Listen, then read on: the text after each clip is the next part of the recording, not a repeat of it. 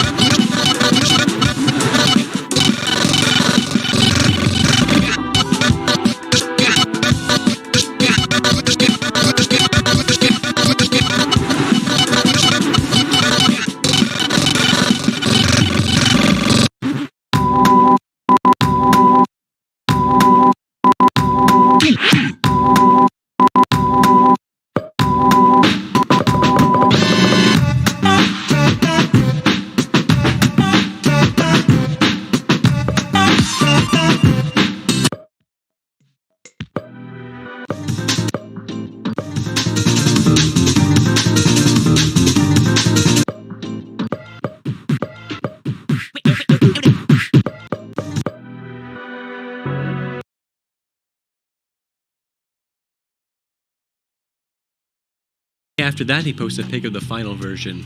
Ultimately, he ended up removing the vent that was running through the transfer tube since it restricted the flow of liquid too much, opting for a separate small tube on the top of the container. He also found an appropriately sized bag in order to conceal it. Moreover, he stated, "No guarantees, but I might try it tonight with a friend." He once again reiterates that, "I'm well aware doing this for the sole purpose of getting soda is a dumb idea. That's why I'm not only doing it for that reason. It's a fun project and will be a good story to tell. Not to mention it provides entertainment for all of you guys." People wait patiently for a couple hours when finally he returns. Fucking did it. I'm gonna upload the video now. I'm not gonna spoil any results. I filmed it with my shitty digicam. It's in 3 separate parts. I'm not gonna edit anything out or anything, just upload them raw. Oh yeah, and I should note the filming is really shaky at parts.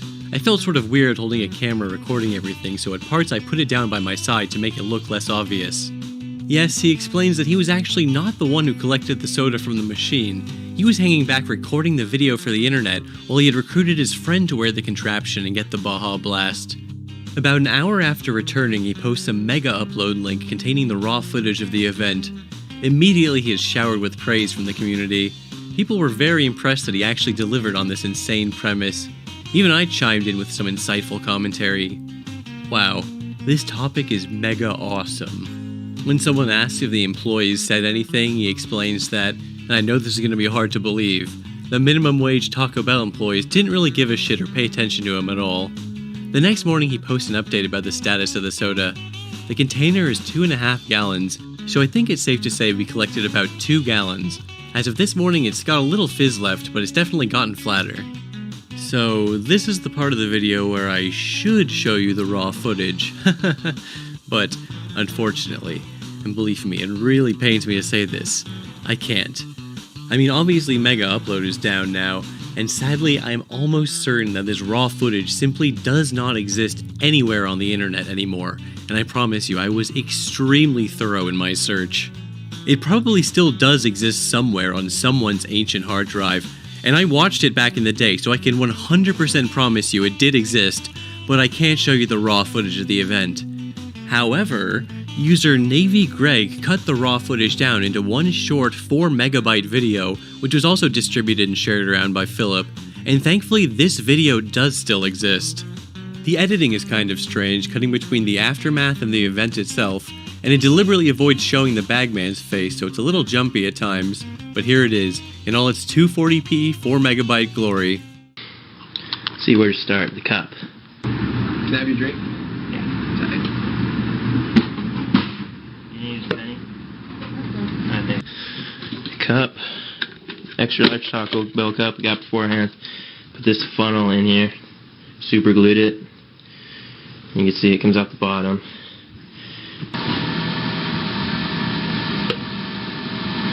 Then add this tube, which then goes through the sleeve of the jacket.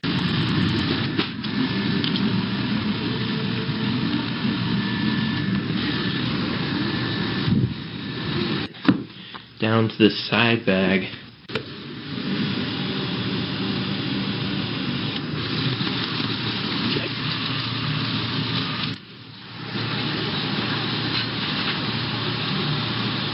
Which conveniently perfectly fit. I don't know if you can see that there. There's some light. Bring it out in the light. Oh my. Holy shit. That is a lot of Baja Blast. I told you. Right. The container. And there's the fruits of our labor. So, that's pretty much it. Proudly say I'm one of the few people privileged enough to enjoy Baja Blast in the confines of my own home. Wow, incredible stuff. Many people asked him if he planned on uploading his accomplishment to YouTube. This is what he had to say about the matter. I'm still considering that. I really want to, because obviously I want to share it with the world, plus it's easier to view. But on the other hand, I'm a little scared of getting caught. Then again, it would be hard to track me down based on only what I look like. It's pretty tame, really. It's hard to imagine someone taking the effort to track me down because I stole like $1 worth of soda, or what, like $20 even counting markup. Or it's arguably not even illegal at all, considering there are free refills, and I mean, it's possible that someone could even drink that much soda in one sitting if they wanted to. So, I don't know. What do you guys think? Is it too far-fetched that anything bad happens to me / anyone even cares? Soon after that he posted, I've decided I am going to put it on YouTube, but a better edited version, and a clear disclaimer stating I don't condone stealing. It technically isn't stealing, arguably, and emphasizing the purpose being a fun project. However, due to events that would soon transpire, he would never actually end up uploading the video to YouTube. You see, a couple hours after he made that post, someone in the thread noticed that the 4 megabyte version of the video was already uploaded onto fucking collegehumor.com of all places. Looks like I just got ripped off.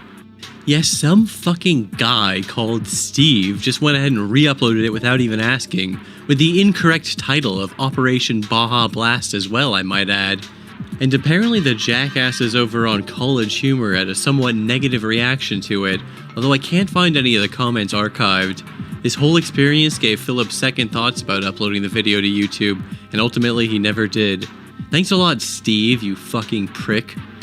Despite this, apparently the video did receive a fair amount of views on College Humor over the years, even inspiring a copycat incident in 2011. On YouTube you can find some guy made a video called Operation Baja Blast 2, where he and his friends perform a similar caper, however their setup involves directly filling empty 2-liter bottles. This guy directly cites the original video as an inspiration in the description, so clearly it had some fans. However, as the College Humor site is now defunct, I was afraid this video would be lost to the sands of time. However, there exists one re-upload of it from some random account in 2016 called Re-Upped for Justice with the description, I did not create this video, I only re-uploaded it. Here's a direct, personal message to you specifically, the person watching this video. If you see an internet video you really like and you theoretically might want to watch it again someday, you should download it. Don't just assume it'll be there forever, that somebody else will do it. Anything can be taken down at any time for any reason. And the only guarantee you'll ever be able to watch something again is if you literally have it backed up to your hard drive.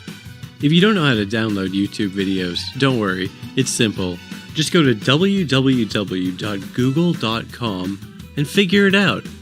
Man, What a ride it's been. Thank you for indulging me and listening to this tale, even though I haven't been an active member of the Dew community since 2007. I mean, after experiencing the Halo 3 game fuel, it was just impossible to go back to drinking regular piss-flavored default Dew. But Baja Blast is pretty good too. A few years back, they almost made it a permanent flavor. However, in what was easily the most contentious election of the year, they held Dewcision 2016, where it narrowly lost out to Mountain Dew Pitch Black, which doesn't even make any sense because Pitch Black fucking sucks compared to Baja Blast, as clearly evidenced by the fact they already discontinued it as a permanent flavor, so there's no doubt that election was rigged. But don't worry, gang, thanks to exclusive information leaked to the Dew Drinker Discord, we have confirmation that Baja Blast will be returning to store shelves this summer. And there will be some new upcoming seasonal flavors such as Baja Flash and Baja Punch, and new movie tie-in flavors like Riddler's Brew. So in a way, this is considered the good ending to this story. Thanks for watching.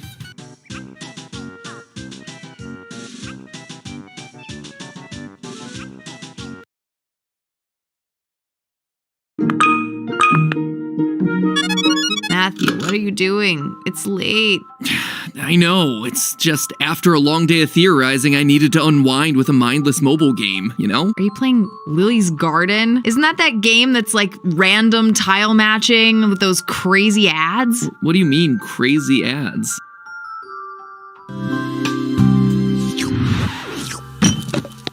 Huh, that does seem really random. I wonder if there's actual lore there. It's probably just a marketing ploy. Good night.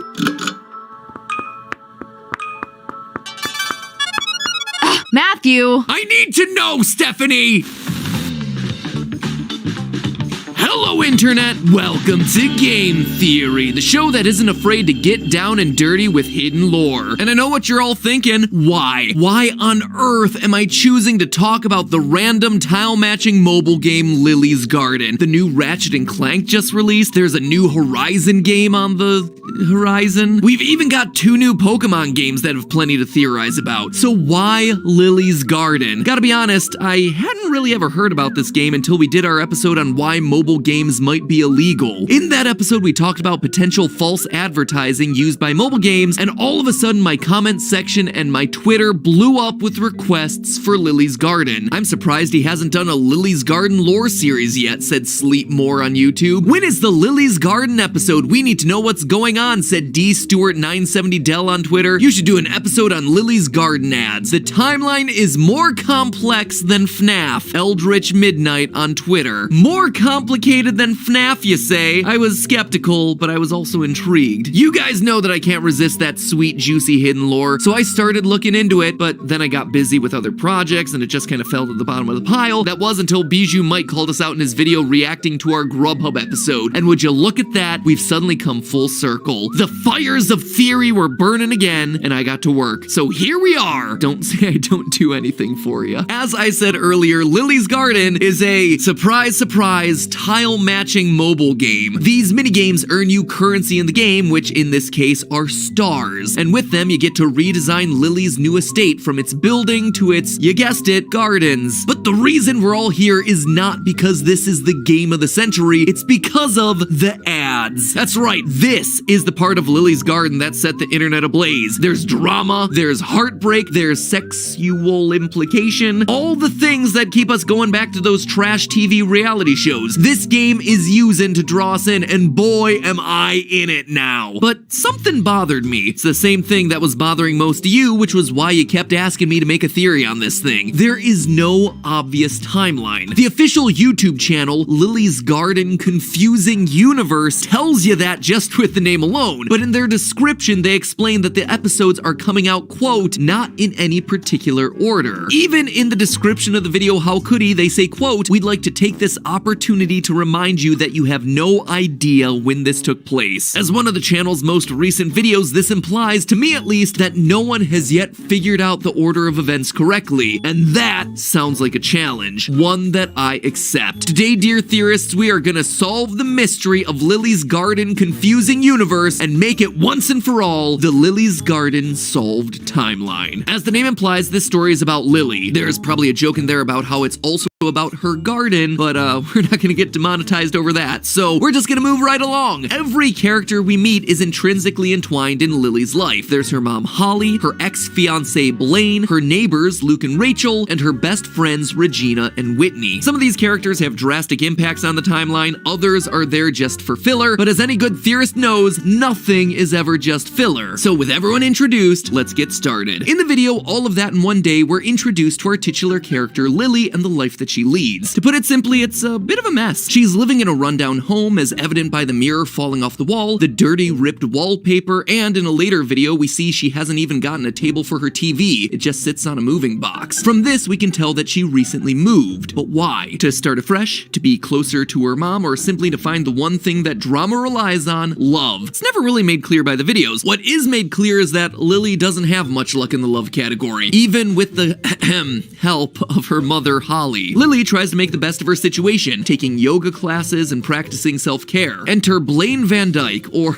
at least enter his booty. This is where the ads begin their descent into the drama and sexual innuendo that we've come to associate with them. Blaine and Lily hit it off and have some adult time together, which, if Lily's expression is anything to go by, was disappointing. But it's fine because by accident, when her laundry machine won't shut, she discovers a beneficial side effect. I'm doing the best I can with all of this here, YouTube, just work with me. However, Lily's life takes a dark turn quickly when her entanglement with Blaine turns into an unwanted pregnancy, leading Lily to go to the doctor to terminate it. Notice her feet up in the stirrups, followed by the purchase of a bottle of wine. Big pregnancy no-no right after. Despite this devastating event, Lily still tries for an actual relationship with Blaine. If you haven't guessed by literally everything about him, he's kind of the worst. He's self-absorbed, he's a cheapskate, and as we're about to discover, he's also a cheater. Despite all of that, at some point they get engaged. I say some point because there's no clear evidence as to when it happens, but he is noted as being her ex-fiancé, so an engagement does happen, and it helps to explain some of the things that happen later in the story. Lily is ecstatic about her new engagement, only to discover lipstick on Blaine's collar, and eventually catches Blaine in the act with none other than her mom. This whole time, Blaine has been cheating with none other than Holly LaRosa, Lily's mom. It all started when Blaine came over one day to discover Holly doing jump rope exercises, which led to an attraction to her, assets. We also know Holly to be quite flirtatious. Given in the video There's Just So Much Tea, after Lily rejects the idea of getting it on with a random guy, Holly adjusts herself and swoops on in. We can also tell it was Holly's lipstick on Blaine's collar, as in the video Too Close for Comfort, we see him sneaking around trying to not get caught by Lily, and Blaine's face is covered in the same red lipstick. Surely finding your fiancé cheating with your mom would end your relationship, right? Right?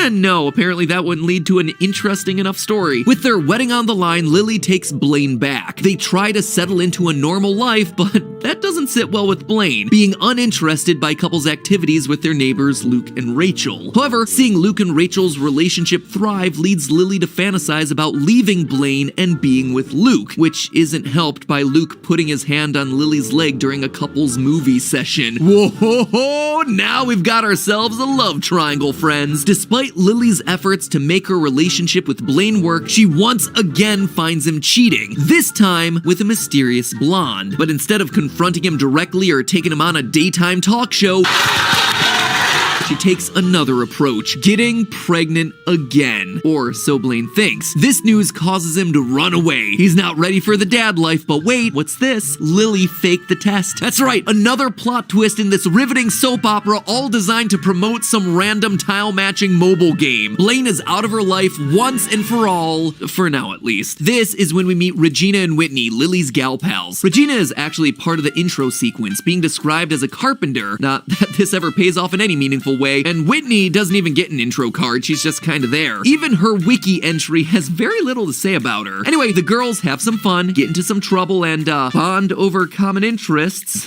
God, these ads. But here we are at New Year's, and as the new year comes around, Lily is left with no one to kiss. We know this goes here as Regina is currently with the guy from the video Regina to the Rescue, Blaine is still hooking up with Holly, and Luke is still with his wife Rachel, but not for much longer. Which means it's time to talk about Luke Luke, Lily's neighbor. Sometime after New Year's, Luke has hired a private investigator to spy on his wife, and as he regretfully suspected, she's been cheating on him. And with his own neighbor, Blaine. Of course. I mean, come on, this guy's the village bicycle, and that blonde wig was not fooling anyone, Rachel. Luke shares this news with Lily, and the two go to a bar to drink their sorrows away. The two hit it off and go back to Lily's place, but wait, there's a knock at the door. Blaine has returned, and despite his cheating, still thinks that he lives there. When Lily invites Luke into the bedroom, Blaine has snuck in through the window and is waiting on the bed trying to win back the battle for Lily, to which the three all look at each other and decide to continue on as planned with the evening's activities. There's a couple videos in there where Luke and Blaine continue to fight for Lily's affection, but their rivalry seems to lead less to fighting and more toward a blooming bromance, leading them to go on a camping trip together with some not so subtle implications. Unbeknownst to them, Lily sees the whole thing and kicks them out over it. She deletes their pictures, and it looks like she finally might be deciding that she is enough for herself. There's a small side plot here where Blaine proposes to Regina to get back at Lily, but Whitney is in love with Regina and they eventually get together and have a baby. Doesn't really directly impact Lily's story, but it is a heartwarming moment, and then Lily's house burns down. Yep, that's right. Is it a stove burner left on? Is it arson? We don't actually seem to find out. We only really see the aftermath of the disaster when Lily has to leave home and stay with her kindly neighbor, none other than Luke. Now, I gotta be honest, I took some creative liberties at this point, as I couldn't find anything to imply Luke and Lily got back together, but the series of videos seems to imply that kind-hearted Luke lets Lily move in until she gets her life back in order, and then just over time they get comfortable living with each other. Their fallouts are kinda cute, and their cute moments lean toward romance. They definitely have disagreements, but life is about to change in Pregnant Again when Lily lets Luke know that she's got a bun in the oven. Contrasting Blaine, Luke is excited to be a dad, and all the preparations are made. Unfortunately, there's a twist in this fairy tale because there's always a twist in Lily's garden. While Lily is having an ultrasound, she makes a phone call, but the phone is left unanswered next to glasses of wine and some underwear. Luke, how could you? Is what they want us to think, but hold on to your shorts because this is gonna get wild. As Lily makes the final preparations to give birth, she calls the phone one last time. Luke, who's actually on his way to the hospital to see her, is tragically hit by a bus while riding on his moped and subsequently dies. Or so they would want us to believe yet again. Turns out Luke is alive, and the man on the other end of the phone this whole time was not Luke, but Blaine. I told you this thing was crazy, but this out-of-nowhere curveball actually makes a lot of sense. Blaine was on his way to the hospital because Luke, you are not the father. Lily knows this, and so called Blaine on a few occasions to update him, but he was busy womanizing. He does head to the hospital, but is less than tragically hit by a bus after ruining the lives of countless women. And supporting this theory is none other than the baby itself. Long-term viewers of this channel are going to be familiar with the idea of Punnett squares and how they can help us determine to some degree what features a child's going to have. We see that Lily's baby is fair-skinned with green eyes and strawberry blonde hair. Lily has fair skin, brown eyes, and red hair, but Luke has dark skin, dark eyes, and dark hair. All of these are considered dominant genes, which means that their baby would more likely look like Luke than Lily. On the other hand, if Blaine were indeed the baby daddy, you'd expect a baby with light hair, fair skin, and maybe blue or green eyes, kinda like this one. Obviously, this kid is gonna grow up with some daddy issues, but we're not gonna address any of those here because the story timeline doesn't mention it at all, and instead we're gonna have to shift gears abruptly to Lily's mom, Holly, who's been floating around in the background the entire time. Now, bear with me because we are wrapping things up here, and it does get around to how Lily's story ends. What we know about Holly so far is that she's kind of a narcissist and definitely a cougar. Flirts with Luke, breaks her leg trying to show off while ice skating, and generally causing some good old-fashioned shenanigans during family Christmases, where we also meet Luke and Rachel's daughter, Karen. When we catch up with the story, though, Holly's time is cut short. She's hit by a bus and taken to a hospital, and during the night, her life support is turned off by a mysterious figure. Who could this be? Who would do such a thing? And you know what? Turns out doesn't matter and has no implications on the story at all, and that's because of an ad that's been removed from YouTube called Motor. Motor. It's like a brand-safe way of titling it Murder, I think. In this mystery ad, it turns out that Holly faked her own death, which Lily actually catches a glimpse of at the funeral, seeing her finger move. We know that this is Holly's finger because she's the only character we see wear a ring, and while I initially thought that the R on the ring must stand for Rachel or Regina, it actually stands for La Rosa, Holly's last name. Why Holly faked her own death is unclear, but according to the wiki, she then lives out her days in a retirement home far away from all her family. Lily does eventually find her and confront her, and time has definitely passed due to Lily's added wrinkles and right hairs, but by this point, it's too late. She's passed on. For real this time, she's passed on. Lily reminisces about her mom, the stories she told of her and her sister Mary, what Lily was like as a child, and how Holly was devastated by Great Aunt Mary's passing, trying to fill the hole left behind in her life with men. Lily takes her mother's ashes and, after a little accident, buries them in the yard. Then she's haunted by her Great Aunt Mary for not looking after Holly well enough and dragged into the underworld. The end. And there you have it, a complete timeline of events. I may have skipped over some minor details here and there, but I believe this is the true retelling of this story. Now, before those of you who love the actual game pick up your pitchforks and tell me that there's so much more lore hidden inside the actual game itself that I've missed, let me tell you the twist of this whole thing: the ads aren't real. Dun dun dun! See, I can be dramatic too. And I don't mean they're not real as in it's a fictional world, because duh, if that was the logic, then there would be no such thing as game theory. What I mean is that these ads are staged, they're scripted, they're filmed like a TV show. The YouTube channel describes itself as a telenovela, but the real clues come hidden inside video descriptions. In the video, he's probably coming back, right? The description says, quote, Blaine actually did ride off. He left Lily and the whole film crew waiting. The end shot of Lily waiting in the dark was not in the original script. A script, you say? A crew? That doesn't seem very real to me. Other videos have references to one take, staying in character, Golden Globe nominations, furthering the idea that all of them are actors. Also, the descriptions list the characters' names like cast credits. Lily Roberts as Lily Roberts, with guest star Holly LaRosa. This to me suggests that the story we see playing out in the ads is actually just a scripted television show, where the characters are playing heightened versions of themselves and the game storyline is a separate story based in the real world. They allude to this kind of style with the references they make to other TV shows. Notice that Lily actually works in an office that is literally The Office, like the TV show that was pretending to be a real documentary, where some characters actually shared the same names as their IRL counterparts. That is where Lily exists, in the show of Lily's Garden. Or on Instagram, where Lily's Garden parodies another not scripted reality show, The Real Housewives. Finally, Holly is often referred to as a guest star, and on some occasions, superstar, implying that she's famous from before or outside of the show. To support this idea, in February of 2021, new ads got released for Tactile Games' new mobile game, Penny and Flo, with Penny being the main character. She owns a diner, she's engaged, she had a relationship with Luke at some point, her fiance cheats on her with Regina, she gets pregnant, and it looks like she'll go on to have a relationship with Regina's brother too. So this drama and craziness ain't going anywhere. I'll leave all that for another day, but you get the idea here. We're at the tip of the iceberg, friends. There are so many other questions here, like what other IP this might tie into, whether there's a larger meta commentary going on about us as players in this story, and the ultimate goal of these bizarre ads to begin with, other than getting us crazy people on the internet talking about it. All of that is probably for another day, if of course any of you want to talk about this for another episode. Let me know down in the comments if this scratched your Lily's Garden itch. If you're itching to see more, well, probably a medical condition that you want to go see a doctor about. Or, you know, you could always use the cure of subscribing to this channel. Anyway, that's all I got for today. Now, if you'll excuse me, I need to do something, I don't know, academic with my life. Maybe I'll go read a book. But hey, that's just a theory. A game theory. Thanks for watching.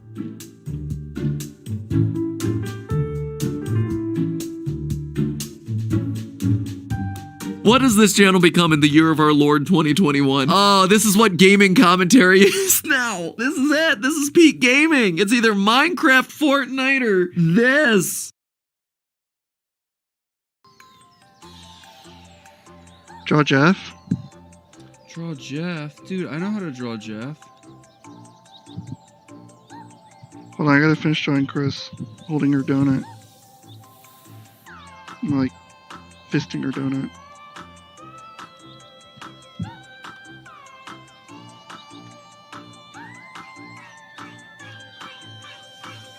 Yeah, I can draw Jeff.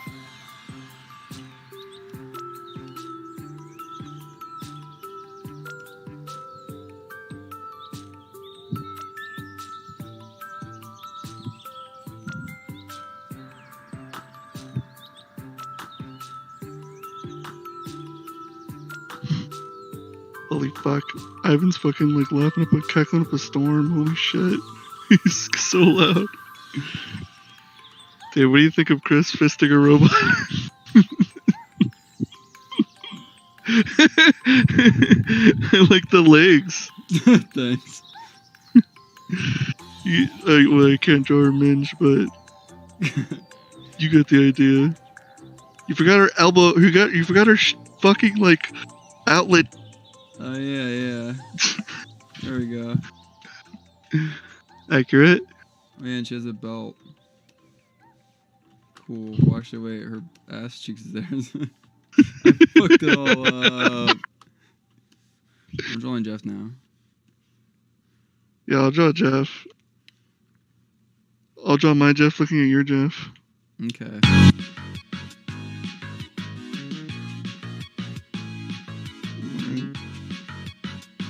I have to start with a hat. Can't do that without the hat.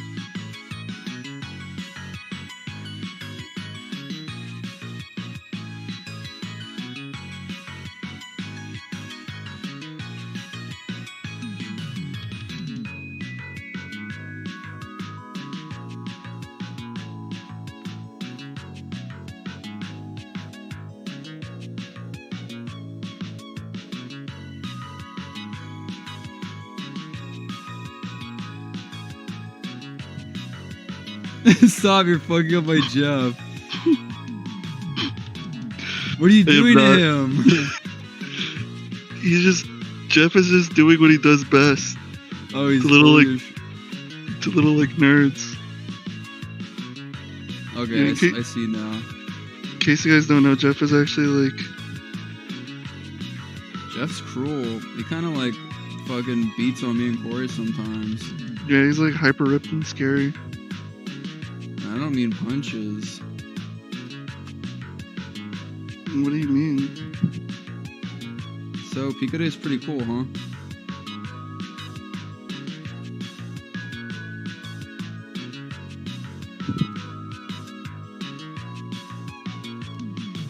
Wait, who are you talking to? Me? Chat.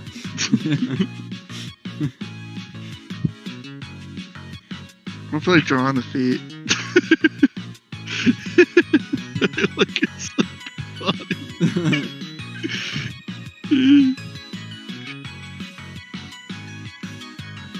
He knows something's up with this Jeff.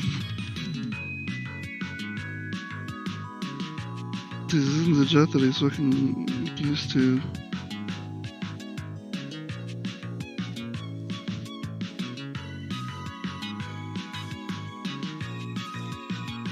I say, Jeff, stop! Put other Jeff down! Leave him alone! Why are you racing him? I'm making his feet better.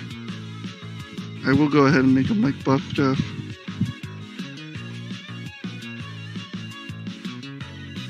I say, Jeff, stupid in the eyes, Jeff could go fucking crazy on you at any moment if you don't fucking put him down. You know? Stupid in the eyes, Jeff.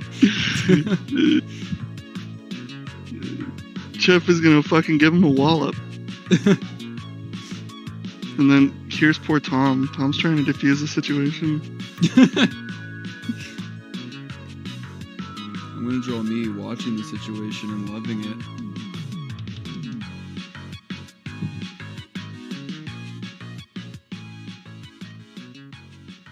This is little Tom. Oh, Tom looks so scared. He's scared.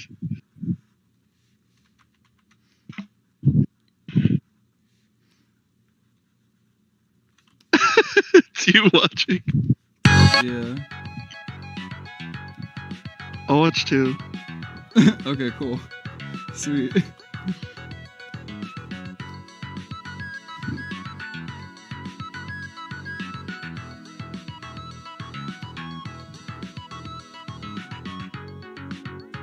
There, it's me in the corner.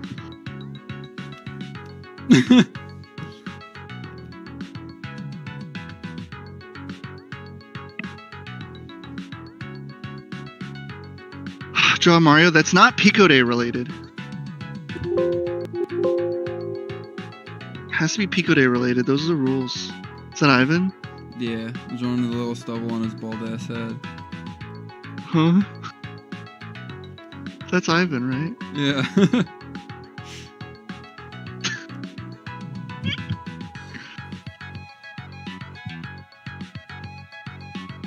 LOL. Draw Steve and Captain. I'll draw Steve. You draw Captain. Okay. Okay. We'll do it above like boyfriend's head. Alright, wait.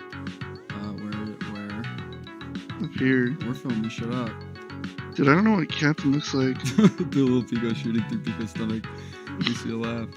The fuck? fuck is- Where are you? I'm above his head. Oh, there it is.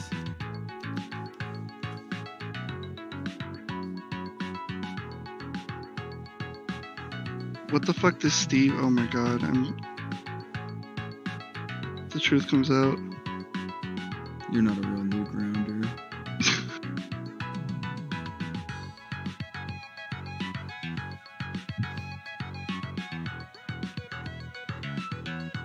He's reaching for something. Wait.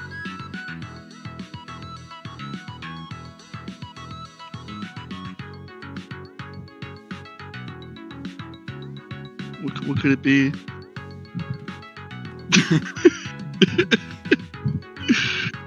This is a pretty good Pico Day stream.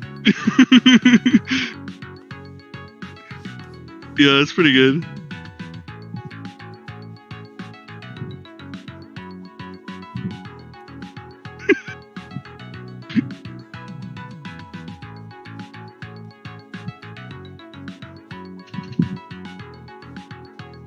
Hold on, I gotta tweak the hand a little bit.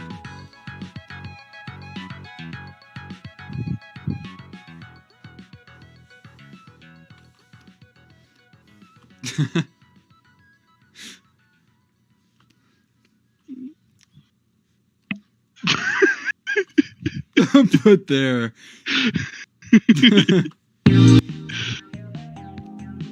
You So- just like fucking like so went basically- from, Captain could also be saying, I've tricked you into grabbing my penis, and Steve just wanted to shake hands. yeah, exactly. Although Steve's also in the doghouse because he's reaching too low. He knew what he was doing.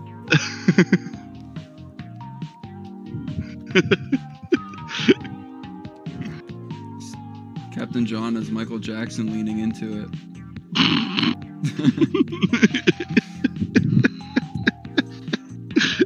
Drop Blockhead. What does Blockhead look like?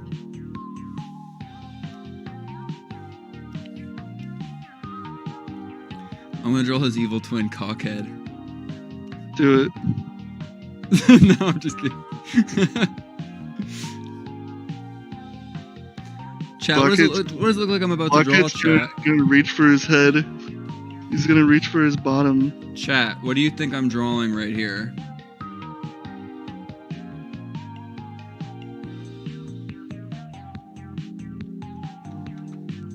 A squid?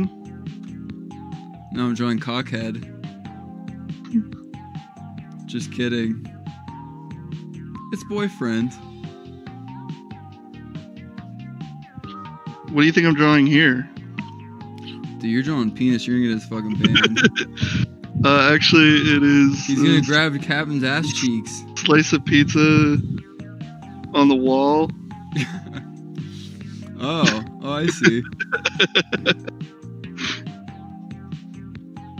Boyfriend sees it, he's hungry now. Girlfriend fucking ate it. This is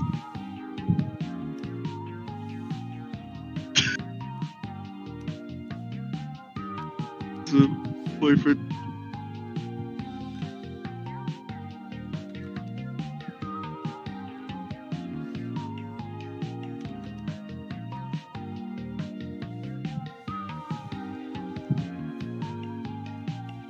Girlfriend ate it. Yeah. You can tell. But Tom Fulp ordered that pizza for himself, and now he's fucking really angry.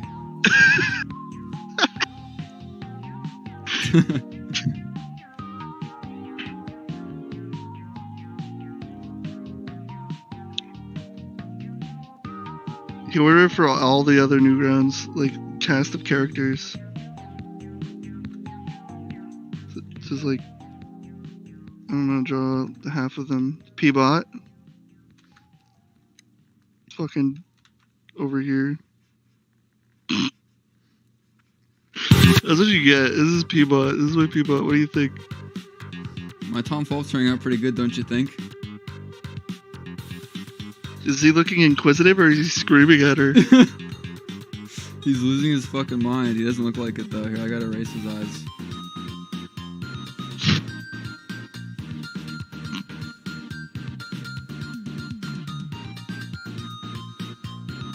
He looks like a creepypasta. Like dripping blood on. This sucks.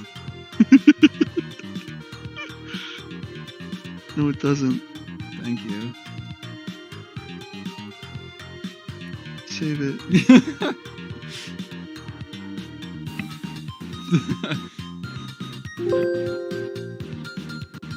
Try to keep it alive. That looks like the town stranger who's about to load her into his van. While she's incapacitated from the pizza.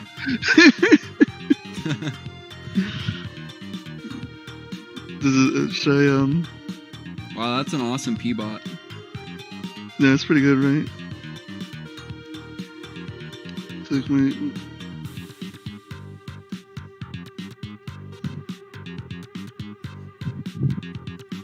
Dude. You're drawing... I can't... Lemon demon? It's lemon... Yeah. For a second I thought it was salad fingers. What's the difference? Oh! No, there's a difference. Yeah, one's a white guy who makes music and the other's a freak. I see Peabot every day when I go out for cigarettes. This is him from memory. I literally, like, I see that fucking statue every day now. I see this statue every fucking day. The subscription bot. Which is the same fucking thing, only it's like gold. It's got like a thing on it, like some bullshit thing. Based off of, what's his name? Mindchamber. Mindchamber designed him. Yeah. I know his name. What's his name? Mindchamber. Jose. Yeah, it's Jose.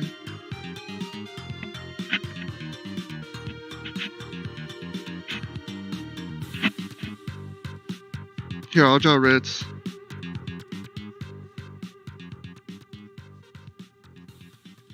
Just kidding. It's Mauser from Mario. Wait, how do you draw Ritz? I'm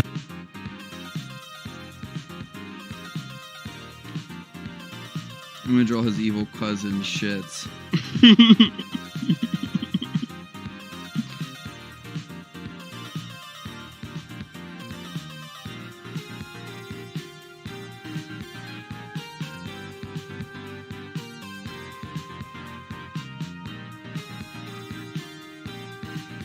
Yeah, there's Ritz. Something like that.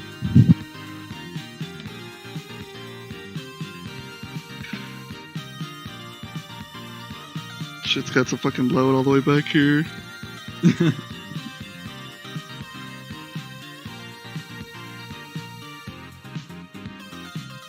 Dryad's World.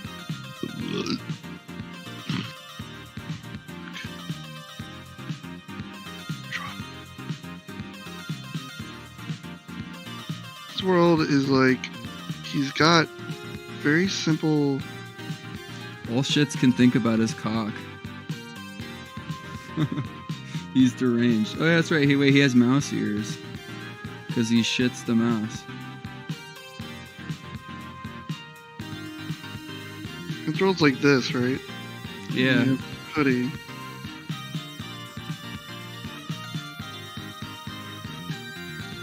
Wait. There we go. That shits the mouse. That'll be in week 9. Sorry, guys.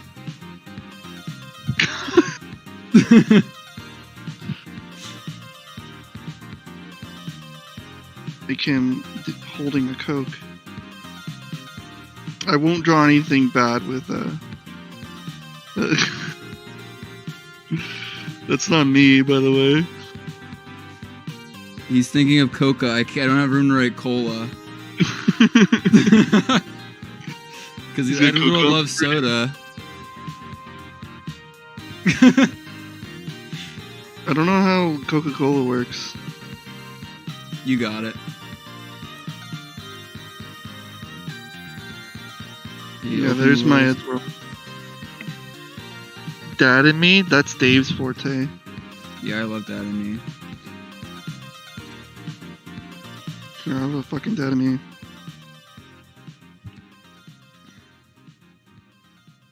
Look, he shook up his soda and it's gushing into one of his friends' faces.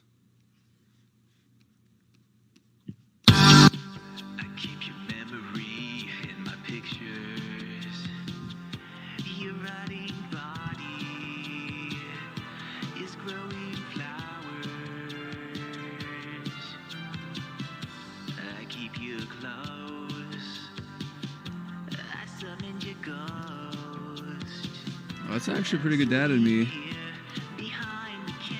Thank you.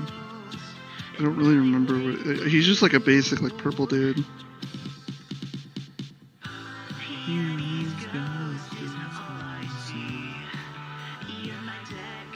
Can't get the muscles, though. I'm fucking it up.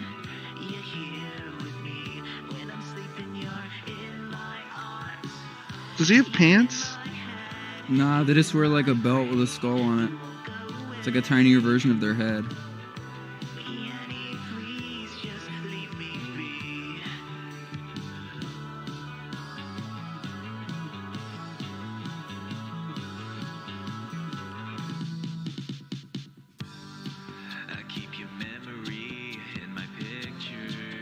Alright, I tried. Sort of.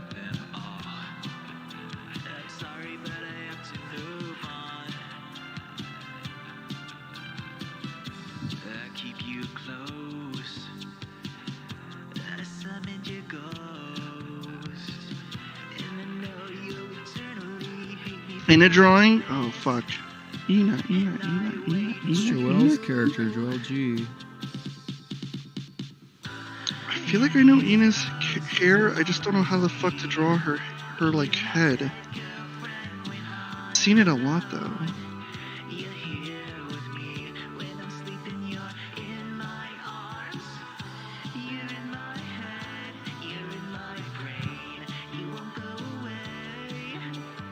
I can't, like, fucking figure out the head design. I'm drawing all these from memory, so I need to, like, look it up.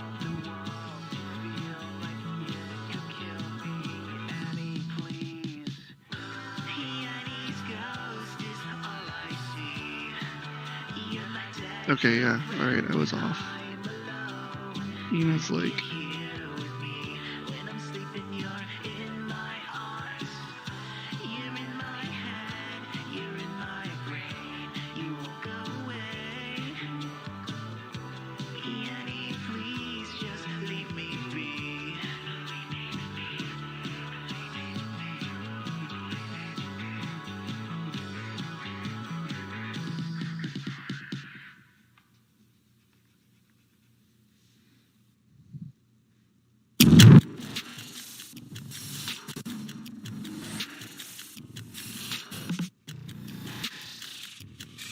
Ina's a really cool design.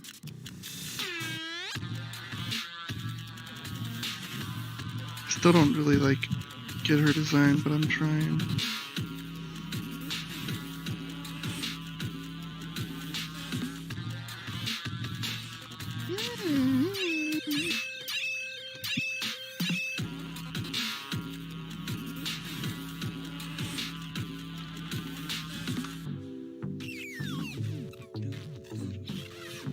She needs this side's like blocky.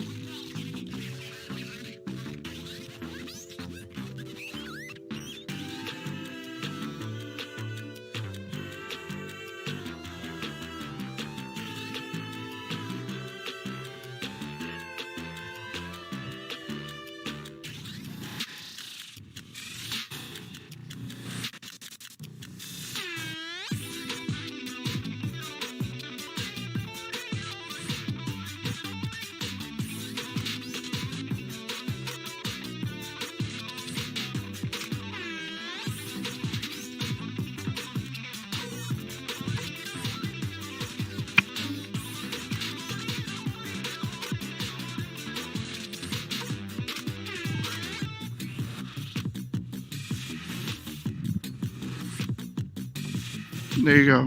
There's Ina. Yours is cute. I'm doing the depressed one who freaks out.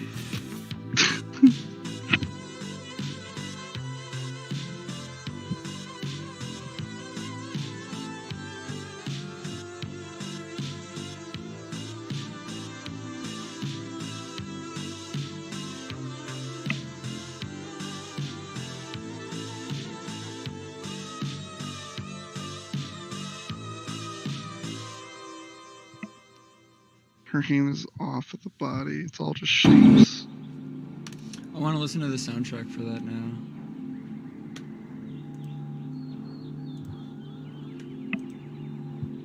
The soundtrack for that is so good. Ina is a really cool character.